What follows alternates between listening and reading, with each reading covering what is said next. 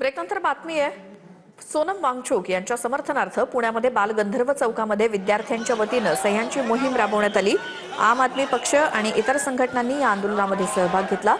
पोलिसांनी आंदोलनाची परवानगी दिलेली नाही, परंतु पोलिसांनी सह्यांची मोहीम राबवण्यासाठी परवानगी दिली असल्याची माहिती विद्यार्थ्यांनी दिली। परंतु आंदोलनाची वेळ संपल्यानंतर पोलिसांनी आंदोलकांना ताब्यात घेतलं। काल दिल्ली येथले जंतर मंतर येथून सोनम वांगचुक यांना जबरदस्तीने केंद्र सरकारने पोलीस पाठवून त्या ठिकाणी त्यांना उचलण्यात आलं, त्यांना सफदरजंग हॉस्पिटलमध्ये भरती करण्यात आलं।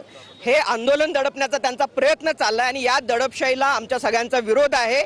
सह्यांच्या मोहिमेला तर ह्यांनी परवानगी दिली, पण इथली लोकशाही जी आहे ह्या लोकशाहीची सत्ता इथल्या जनतेच्या हातात आहे। पण इथे जेव्हा हे सगळे विद्यार्थी जमा झाले तेव्हा इथे सांगण्यात आलं इथल्या पोलीस प्रशासनाकडून की तुम्ही इथे घोषणा देऊ शकत नाही, मग आम्ही हातात शस्त्र घेऊन लढायचं का? हा प्रश्न इथे निर्माण होतो। इथल्या विद्यार्थ्यांना बोलू दिलं जात नाही, सामान्य नागरिकांना बोलू दिलं जात नाही, तुम्हाला परवानगी नाही सांगितलं जातं। मग धर्मेंद्र प्रधान जेव्हा शिक्षण मंत्री असून सुद्धा चुकीच्या पद्धतीने इथे कारभार करतात